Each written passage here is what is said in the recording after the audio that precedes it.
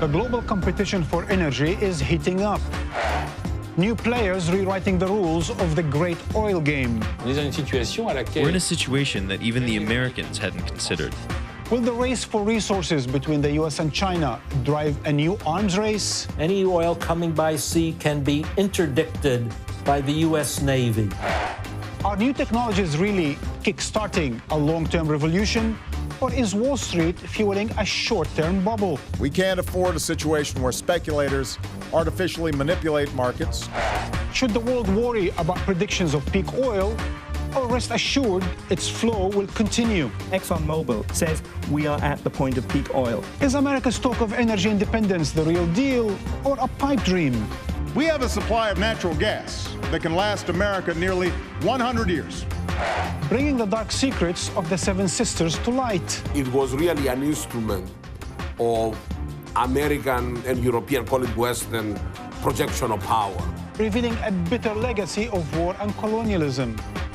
Oil is coming from our land, and the benefit is not given to us. Empire examines who's got a full tank and who is over a barrel in the shifting geopolitics of oil. I am Marwan Bishara, and this is Empire.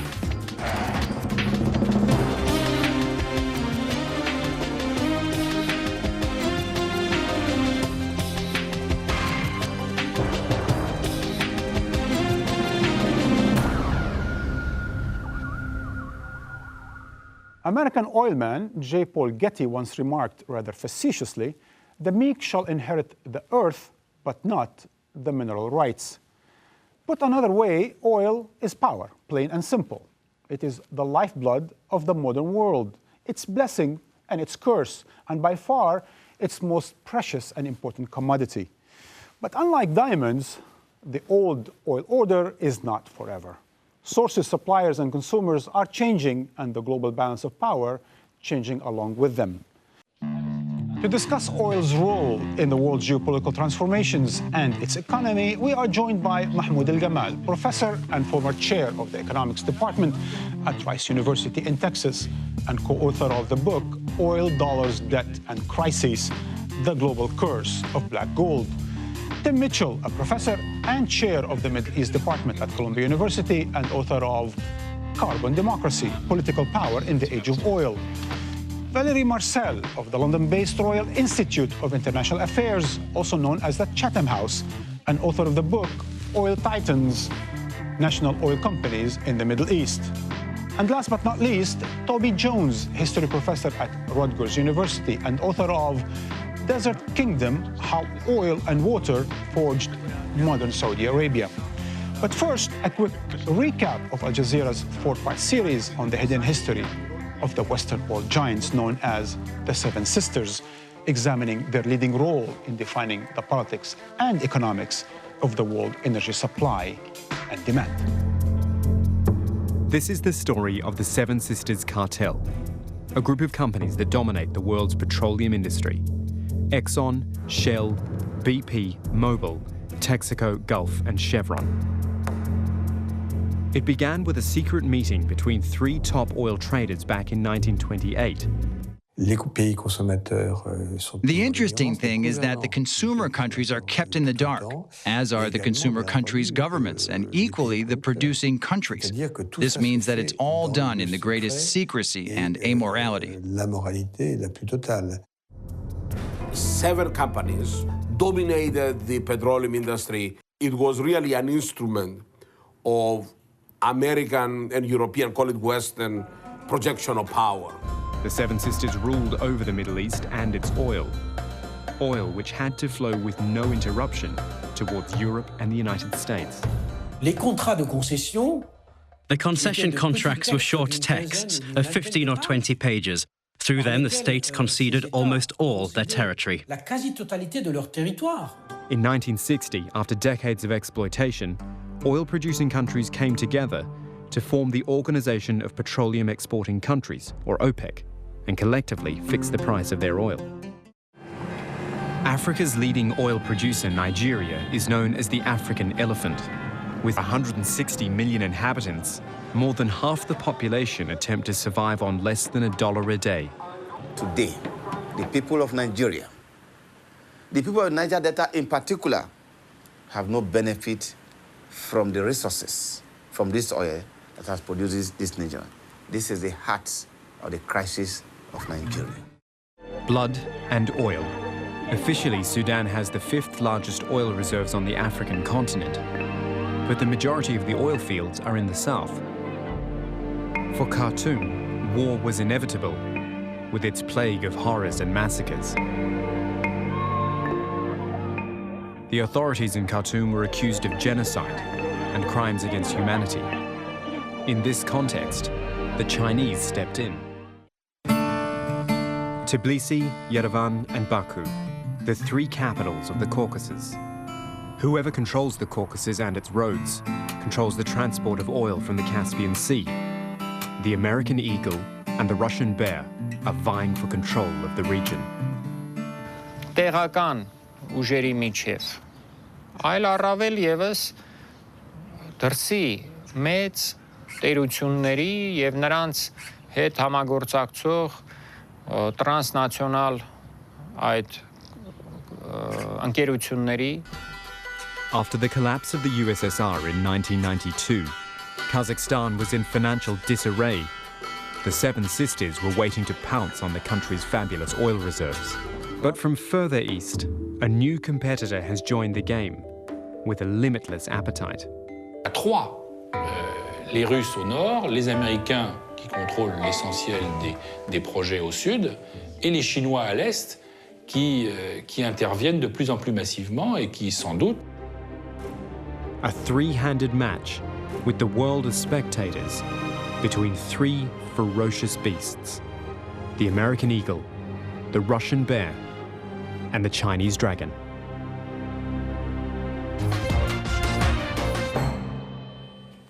Gentlemen, Valerie, welcome to Empire. At the risk of sounding like Oprah Winfrey, or is it Bernard Pivot, allow me to promote your books to our viewers. Seriously, eye-opener, and certainly a new way of reading our history. Tim, as of your book, Carbon Democracy, it allows us to understand the role of oil not only as a defining factor in wars, but also in peace and the management of our life. Could you expand on that? Sure. The thing about oil is that it's such an enormous source of energy. And so, yes, there are questions of war, of violence associated with it. But before all that, it's the thing that powers industrial life. It's the thing that has also, I think, shaped the very forms of democracy that we have. How is that? Because modern mass democracy came into being thanks to coal. Because thanks to coal, for the first time in history, people could organize general strikes, shut down economies, and out of that came the mass movements for democracy of the early 20th century. Oil came along and made that impossible. You couldn't shut down economies on the basis of oil. It was too fluid. It was too easy to move. It was too easy to bring from a new place if production was threatened in one place. It's also, I think, shaped late 20th century, both social, political, economic experience, in the sense that oil has become even more clearly, I think, attached to global violence. You know, it's instructive that the United States has decided and has projected its power most visibly and destructively in the oil-rich parts of the Persian Gulf. But you know, one of your colleagues, who we talked to, Megan O'Sullivan at Harvard University, she said something like this: the blood for oil phrase, meaning going to war to gain access or to secure oil fields, there isn't a history of this. I haven't seen America trying to secure physical oil. Do you agree, Mohammed? Not directly, but obviously oil, especially if, what I disagree with him is oil is not only used to fuel industry, it's also used to fuel planes. And I think World War II was really where oil became clearly the source of power. And America still had a lot of oil, but not nearly enough in order to determine market prices and so on. And if oil was the fuel that determined how much power you have in the 20th century and going into the 21st, then you certainly had to have access to oil. I disagree. It wasn't that America didn't have enough. I mean, it had 60% of the world's oil it was producing at the end of World War II. There were 2 reasons it needed more. First, because there were so many strikes in the US that they wanted oil from elsewhere to convert from coal to oil, railways and other forms of industrial transport and life. The other thing is, the main problem with oil through the 20th century, and that's what's different today, is there was too much of it. So it wasn't that the US went around the world invading countries or not. in search of oil. It went around the world in order, if anything, to limit and help limit and prevent the production of oil. Yeah, but after, I'm not talking about 45, 71, the U.S. no longer was capable of determining the market price of oil in global markets. And then pricing power moved to somewhere else, which is the Middle East. Or, the OPEC became much more powerful, even though it existed since 1961. It didn't really have power except between 71 and 73, and then it came to the world stage in 73 with the Israeli-Arab War. But Valerie, the Middle East was more or less oblivious to all of that between the Second World War and 1973? Well, yes, I think that there was very little understanding of the oil industry. It hadn't actually taken over the reins of the industry, so it was still in the power of the Seven Sisters. When they took over, they had to fill the shoes of the departing oil companies and learn how to do it. Actually, Timmy, in your book, you say why 1973 wasn't just simply about a fleeting boycott, that it actually changed the nature of the way we understand oil and its role. Well, it was a turning point. I mean, it's referred to as a crisis rather simply, as if things naturally come to a crisis. But of course, it was this major shift. The producer countries in the Middle East and elsewhere were taking control of oil, and that was a serious threat to what were called the Seven Sisters in those days. But that was a major shift because the price of oil quadruples and then increases again in 1979, and the financial structure around oil, which is such an important part of it, completely changes as well. As more and more revenues go to the oil-producing countries, the whole structure of global finances changes. Right. Yeah, I wanted to say, we don't want it to sound like in 73 and 79, the countries where the oil reserves were just got greedy and wanted higher prices. The reality is that the dollar was being depreciated precipitously because America was overextended in Vietnam and starting to print dollars, something that we're doing again now. And so the real price of oil was falling relative to all other commodities. And if you're an oil exporting country with the Seven Sisters fixing your prices, you're being impoverished by that system. So in a sense, all that oil prices did in 73 and 79 was try to get back to the real prices that they were before the dollar was depreciated. But we were talking about a period of windfall, spectacular wealth. I mean, right? So the Saudis go from earning somewhere on the order of $3 billion a year in annual revenue to around $110 billion by the end of the decade. That's not just a minor market correction because of the depreciation of the dollar. I mean, the Saudis come to enjoy a kind of prosperity that, if not unprecedented, is nevertheless pretty peculiar historically. And very temporary. I think we have to get back to the question of militarism that we began with, because there's a tendency to assume that because oil is a strategic commodity, therefore it's going to result in wars, in arms, in militarism. But I think there's a specific way in which it happened, and you see it happening beginning in the 1960s and then accelerating in the 1970s, that you have this windfall coming initially to Iran in particular and then to the Saudis, and you've got a problem because you've got to get those dollars back to the West. The one thing that you can buy without limit because it's completely useless, is arms. And there's nothing else like purchasing arms for effecting a transfer. Throughout. Well, I mean, it's consistent, but of course the amount of revenue you have to transfer back jumps enormously from the 1960s onwards as more and more of the revenue goes to the producer countries. Just this month they announced the sales of $10 billion to notably two Middle East oil-producing countries, the US that is. And just 3 years ago they announced the sales of $30 billion to notably Middle East oil-producing countries. So now, the numbers are astonishing, and for that you're getting these little packages of aircraft and things, each one of which can cost hundreds of millions of dollars, and you move that money very efficiently. But of course what you do is then you create an entire region that becomes dependent on military spending. Valerie, there's a bit of a history repeating itself in a way. So in 1953, America goes in and changes the government in Iran. Mostly for oil reasons. 50 years later, it goes on to Iraq, changes the government, again, apparently for oil reasons. Yeah, it's a difficult one for me because in 2003, I was arguing that it was not a war for oil. But in the interim, I've sort of come around to a different position. I think oil is more of a motivating factor than I had understood at the time, because after the occupation, I didn't think that the occupying force would dare to delve into oil policy, and it did. I didn't think it would allow Halliburton to dominate the field as it did. And to rewrite the laws of Iran. And to rewrite the laws for the petroleum sector. And so I think that there were so many opportunities created for British and American companies that I think that did translate, some degree of motivation in intervening there. A few years ago, I was at Princeton at the Oil and Energy Project run there through the Environmental Institute and the Near Eastern Studies program. And Roger Stern, who was a fellow, wrote a piece that estimated that the total cost of American force projection in the Persian Gulf between the late 70s and 2006 or so, and mostly naval, was somewhere on the order of $7 trillion. This did not include the cost of either Desert Storm, the Iraq War, 2003, or the war in Afghanistan. And if it's true, by which he means just the amount of not weapons sales, but of American military hardware operated by Americans that moved through the region and that had to be paid for, is really quite fantastic. I mean, you think about the order of magnitude here, which means there's another dimension to this whole militarism story. It's this point that at a certain moment historically, through a process of militarization, that the energy, what's energy and what's military about the network that exists in the Persian Gulf, the distinction between those two things becomes blurred. The Americans not only sell weapon systems to recapture rents, they also project their own military force, right, which is a way to generate different kinds of revenue. But also in the minds of American policymakers, protecting the Fifth Fleet is as important as protecting the sources of production and supply. But is it a question of America protecting its own or the world oil resource, or is it making sure that its competitors at one point might not have their hands on it? If we take all of this as something worth considering, we might ask the question, what's Middle Eastern about Middle Eastern oil? And I think if we take a really close look, I think we'd say not very much. Your co-economist, Greenspan, the former chair of the Federal Reserve, finally came out and concluded that the war in Iraq is about oil.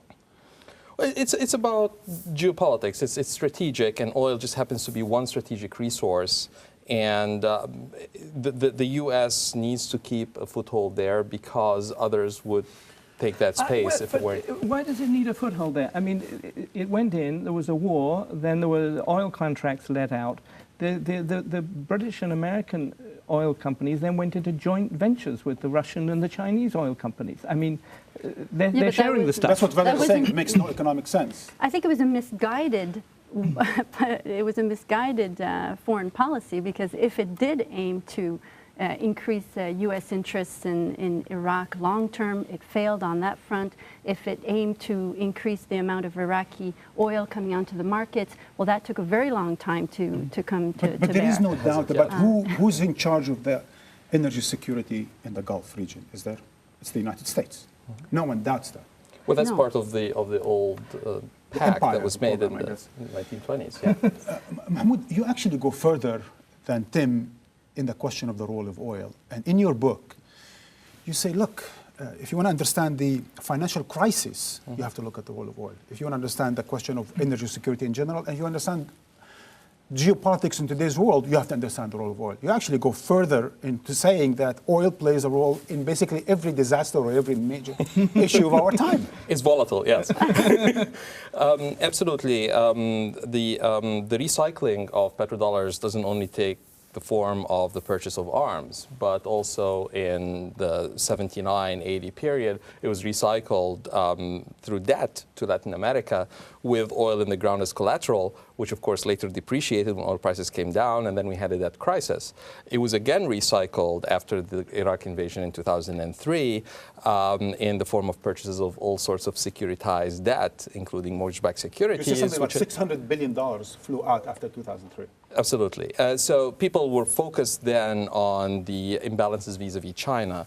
And if you go back to the late 70s, early 80s, the imbalances were vis-a-vis Japan. And these are, of course, huge. But the system had already internalized them. What it didn't take into account is that if you have an imbalanced global growth paradigm, then eventually oil prices will have to skyrocket because supply can't catch up with demand. And then you have this influx of petrodollars, which leads to debt crises because there's just too much money trying to catch too little yield. Which brings me to a central and contentious point of our program. Gentlemen, Valerie, is oil peaking? Are we running out of oil? Is there less supply than there is demand in the world? I don't think we know the answer. I mean, I think we know that oil has a kind of finite history. I mean, it has a finite future, I should say. One of the issues, of course, is that the kind of statistics, the sort of scorekeeping and cataloging of oil reserves, oil versus oil resources that are available, is hard to know because it's deeply politicized by the various rating agencies, the oil companies, and the Saudis of the world. But eventually we'll run out of it, or we'll run up against its peak. You actually argue it's we're running peaking. out. Well, running out isn't the right word because Peaking. it's peaking. That's to say you're passing the point in which the most easily available oil has been exploited, and going forward, the oil that you're going to get is going to be much more difficult to get, much more expensive to get, and it's going to flow out of the ground at a much slower rate. So even ExxonMobil, in its scenario that it publishes every year, says we are at the point of peak oil, of conventional oil. Because the oil flows from the ground so rapidly because consumption is so high, and it flows largely from fields that were discovered a long time ago, 10, 20, 30, 40 years ago.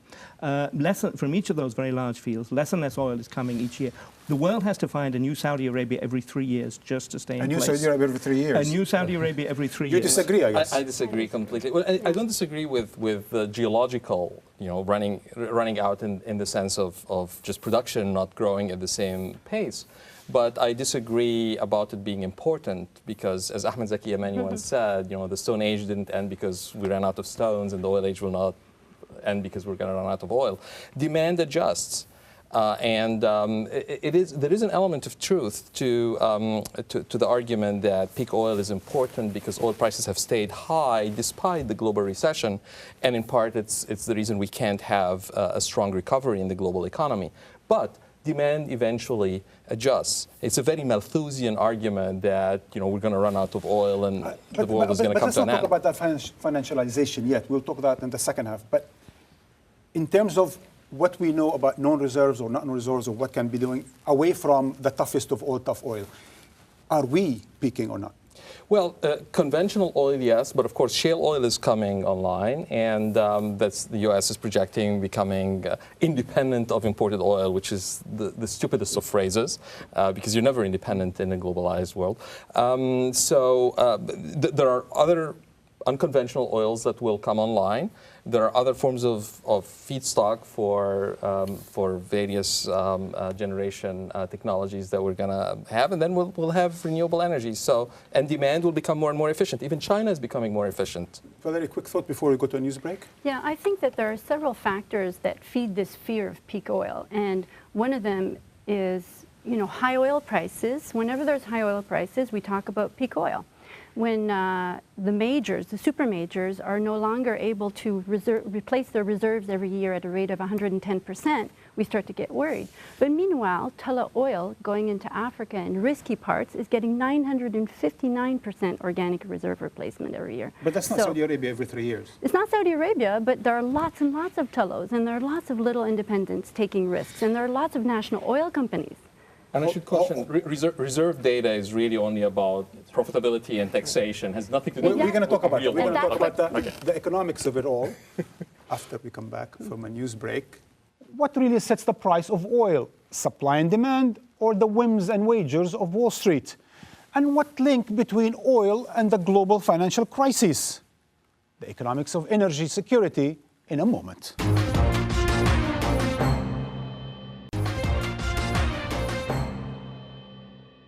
Welcome back with my guests, Mahmoud El-Gamal, Tim Mitchell, Valerie Marcel, and Toby Jones. Thanks to the nationalization of oil reserves around the world, the old Seven Sisters are no longer the only ones controlling the oil production, processing, and distribution. They're competing with mega players such as the National Iranian Oil Company, OPEC's second largest producer, China's CNPC, Russia's Gazprom, and their counterparts in Venezuela, Saudi Arabia, and Malaysia.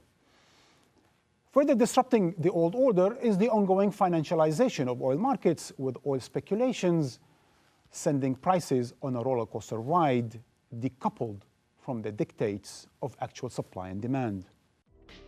As more countries take the reins of their own natural resources, a new world energy order is emerging. And just like the old Seven Sisters, these nations will throw their weight around as they see fit. We don't consider crude oil as a political tool. However, if necessary, we'll use it as a tool any way we need to. Another feature in this shifting energy landscape is the increasing financialization of oil, detaching the price from the supply and demand and making it something to bet on, like a stock. money flows is like the steroids in the system. Oil has become more than a commodity. It has become an asset class. And when prices soar, Wall Street wheeler dealers, the producing nations, and the oil companies fill their coffers. Oil companies have made out like bandits. Right. There is no basis for them to have these huge profits. While the rest of us empty our wallets. We have a supply of natural gas that can last America nearly 100 years. In the US, the myth of energy independence has been a reliable presidential applause line for decades.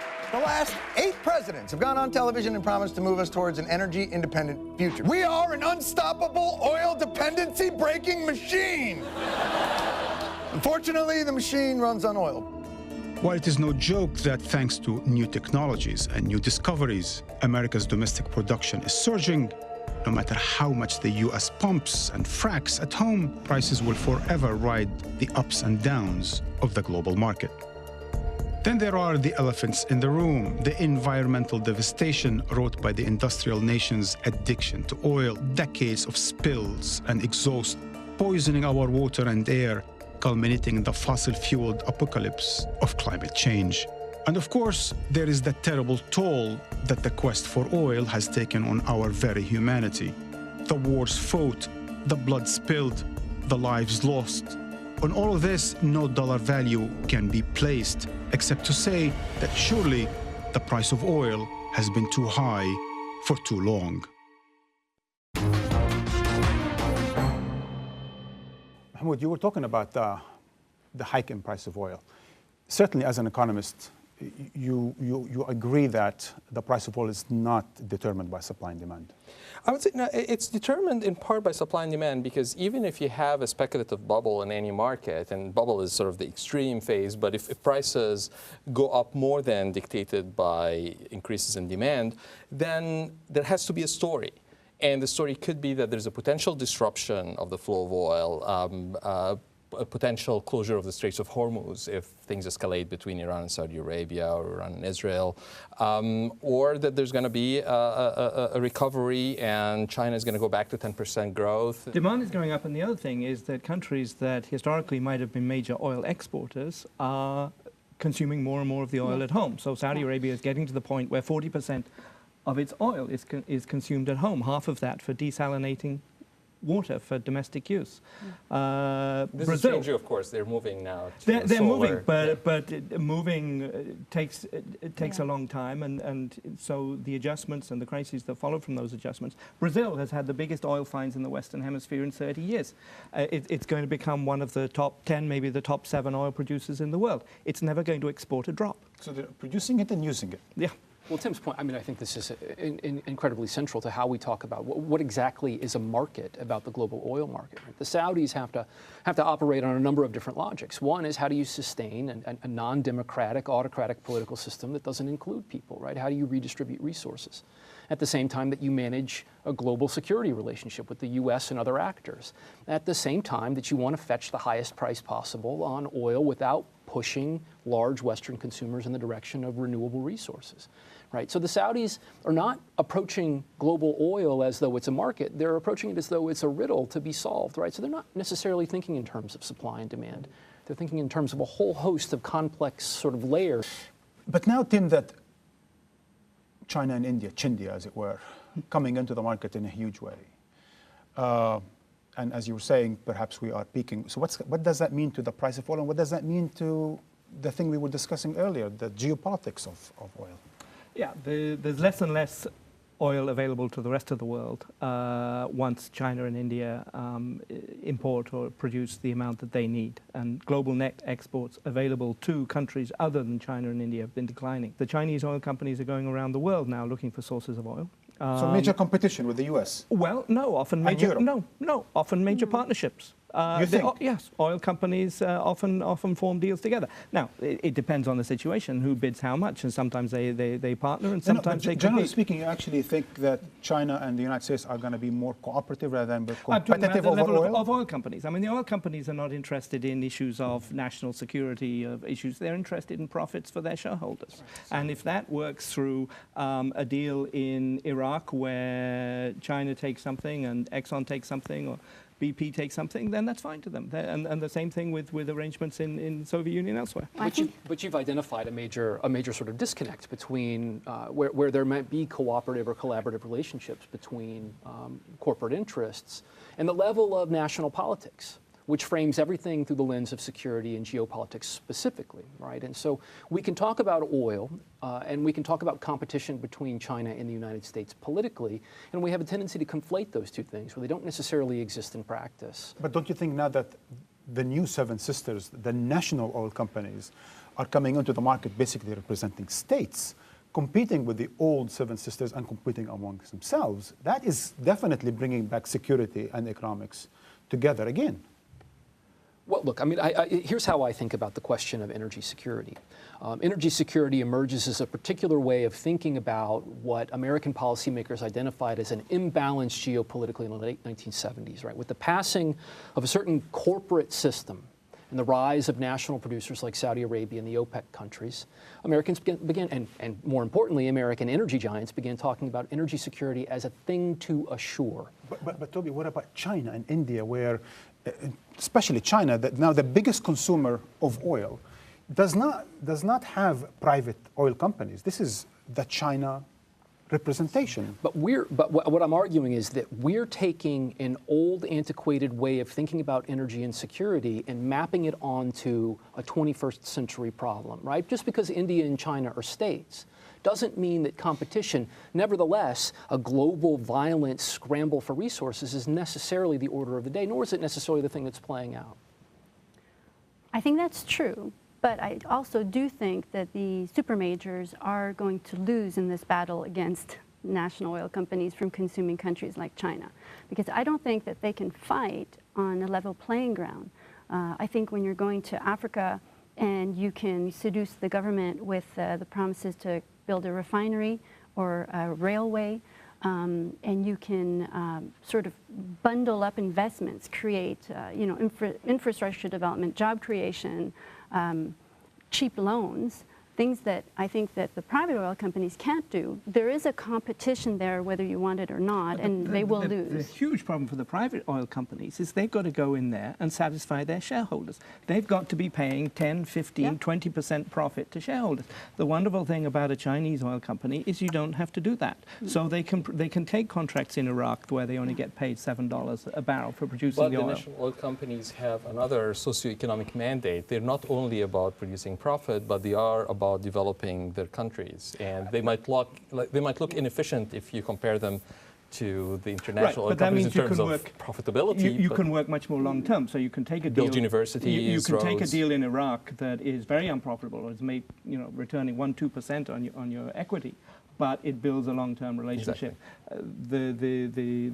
The super majors, the Western oil companies, will occasionally do that, but they've got, and because the price of oil, because of peak oil, because new sources of oil are outside the Middle East so expensive to produce, deep offshore, the Arctic, oil sands, so expensive to produce, the majors and other smaller operators in the West become more and more dependent on investors, more and more dependent on keeping Wall Street happy, and then more and more short-term in the kinds of investments they're looking for. Speaking of the leveling the playing field, what about Western companies, the old big Seven Sisters, having far more technological advantage over the new Seven Sisters? They themselves. Most of the technological work is done by smaller oil services companies. They outsourced all that stuff. I think it's a moving playing field, and I think that national oil companies, as national players in their own home country, are becoming more and more sophisticated, and they were snubbed at before by the international oil companies saying they didn't know what they were doing, but increasingly they actually do know what they're doing, which we can see Petrobras in Brazil or Saudi Arabia, Saudi Aramco in Saudi Arabia. But you also see that the Chinese companies, I think, are investing 3 times more in R&D than the super majors. And the service companies, the international service companies, are investing 2 or 3 times more than that in R&D. But you know what amazes me is that the last figure I saw is that the investment increase has tripled, I think from a couple of $100 billion to 600-700 billion. But the increase in oil production increased only 3%. So actually all of this investment is not really producing what it needs to produce in terms of oil. Right. I mean, in the US, the cost of drilling a 100-foot oil well went up from, a foot of oil went up from about $100 in the 80s and 90s, then doubled to 200, then 400. Now it's at $800 or more to drill. And that's just within the doubling and the redoubling is just within the last decade. So it's making less and less economic sense. It's more and more difficult to earn the kinds of returns that oil companies want to earn. Which brings me to the point you raised earlier, and I think apparently this is becoming a major point again, a central point, a contentious point. American oil independence. It's the major player around the world. Why are you laughing at the idea of an American well, independence? because oil is a fungible resource. I mean, the refineries will be set up to refine a certain type of oil, and it will be difficult. I mean, there's capital invested in a particular technology, and you have to adapt if you're getting oil from somewhere else. But in a sense, oil prices, high oil prices will lead to recessions, regardless of whether you're importing oil or not, because it's a global market. But the idea I think IEA said that by 2018, America will be able to produce whatever it needs to consume. That sounds like independence to me. But it's a commodity that you can buy on the open market. So, I mean, I don't see, it's not like land, which is immobile. You can put it in a tanker and ship it. I'll challenge you, though, on one thing, is that while it is fungible, it's becoming maybe less fungible, because if you look at the world oil trade, it's segmenting into two hemispheres, and all the Middle East oil is going eastwards, and there's an increasingly transatlantic basin. Yeah, but it's just transportation cost driven. Well, prices are different cost, too. It's major political battles. I mean, the reason energy companies are fighting so hard to build the Keystone XL pipeline extension to bring this incredibly dirty tar sands oil from Canada down to the Gulf of Mexico is because the Koch brothers own all these refineries on the Gulf of Mexico that need heavy oil, and they can't get it from Venezuela. I mean, from my perspective, it's aspirational.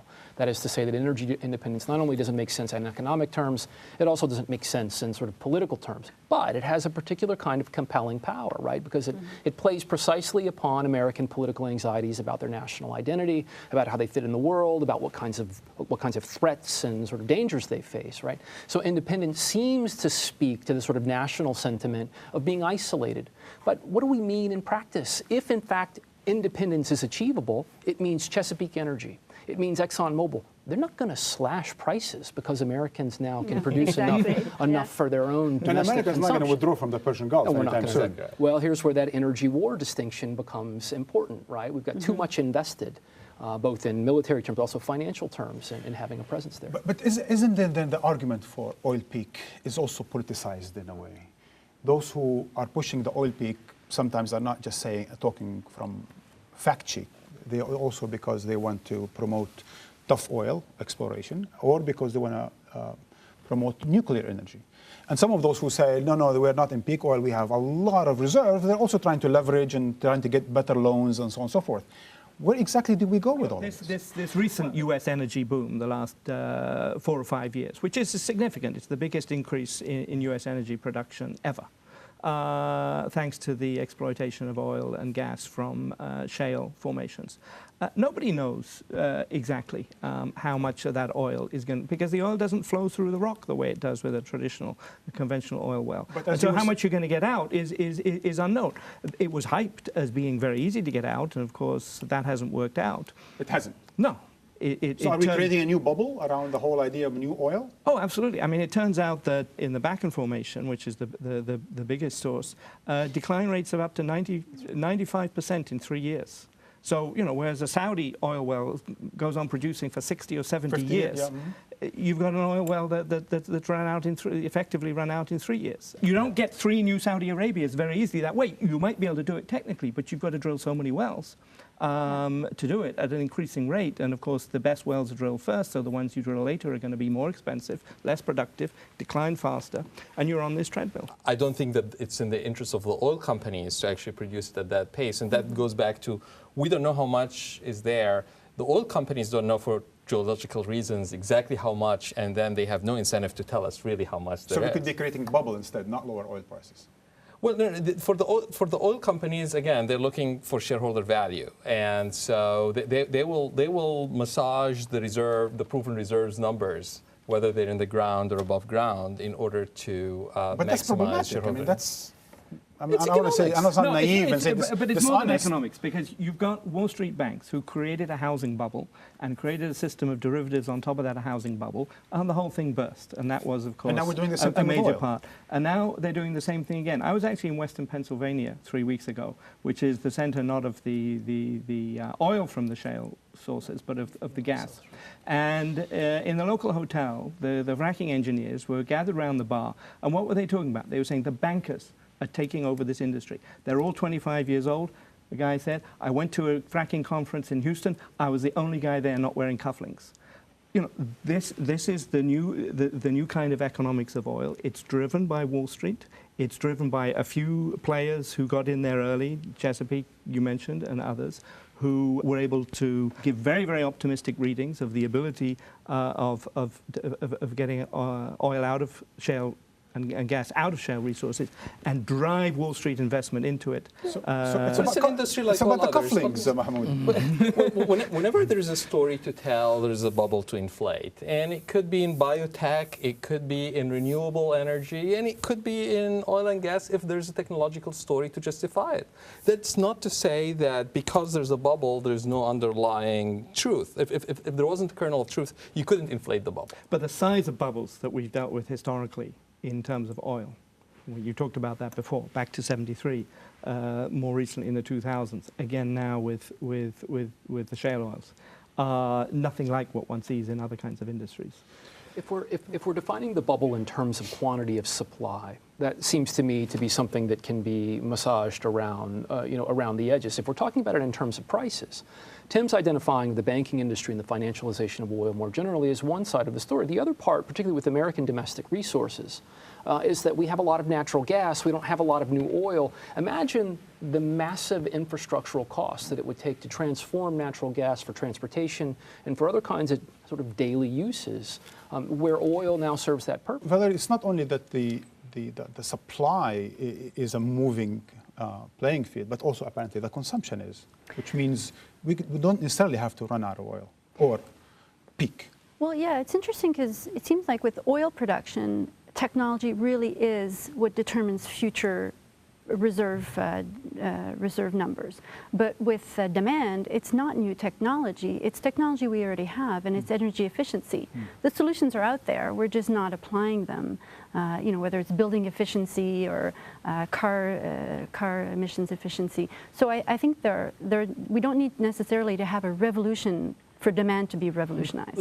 Let's keep in mind something, right? That efficiency is not the industry's objective. Profit is. And in the late 60s, early 70s... But it is ours as Of civilization. course. But to give you a sense of how monumental the task is, both in questions of efficiency but also sort of overcoming dependency on petroleum, is that energy, oil companies became energy companies at a certain point, right? So there's not only a lot of little small ones, the big ones are also integrated in important ways, and they literally make the market and make it difficult, if they're not interested in things like efficiency, to actually bring something like that to fruition. We're talking about this question of whether there's more oil to be had and at what rate, but remember, if we're going to have some chance of keeping the planet habitable, we've got to limit the increase in global temperatures to 2 degrees Celsius by mid-century.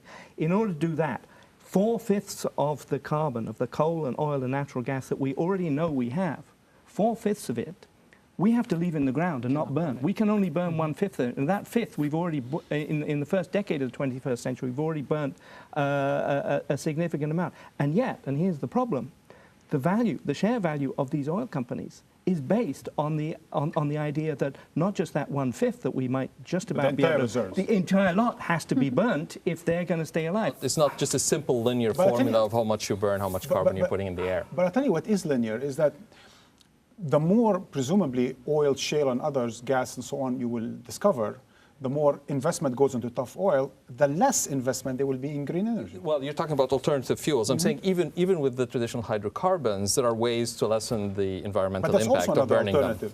Right. Well, and the energy companies are, even though they are maximizing short-term profitability for the shareholders, they are thinking long term. And but no one's come up with a way to make it economically viable, to make carbon capture and storage economically viable. They talk about it.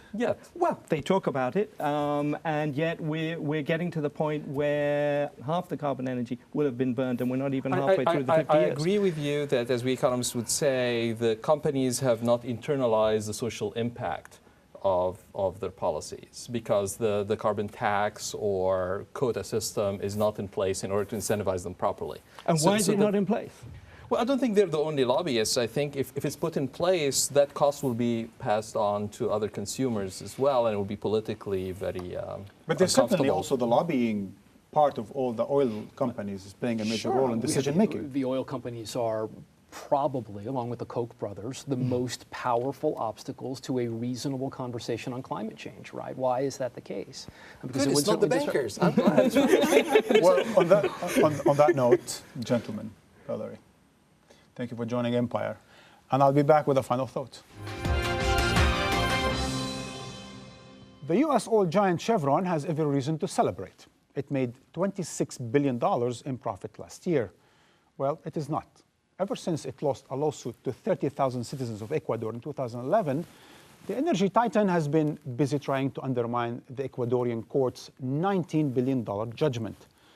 Chevron Texaco is guilty of dumping more than 18 billion gallons of toxic waste into Amazon waterways and spilling more than 17 million gallons of oil, among other horrors, over a quarter of a century between the 1960s and the 1980s. Unable to get the U.S. Supreme Court to instate an injunction against the ruling, Chevron has reportedly convinced two U.S. firms that helped fund the Ecuadorians' case to change their position and side with the oil giant. You might say, with its deep pockets, Chevron's power of persuasion, not to say coercion, is rather considerable. But the Ecuadorians are not budging. They are seeking to enforce the court's ruling through the International Tribunal in The Hague and by seizing Chevron's assets in Brazil, Canada, and Argentina. It remains to be seen whether this turns into a real-life Hollywood ending, but the truth is, no monetary compensation could make up for the damage done to nature by the likes of Exxon Valdez and BP's Deepwater Horizon oil spills or Texaco's dumping in the Amazon. And that's the way it goes. Write to me with your suggestions and feedback, and follow us on Twitter and Facebook. Until next time.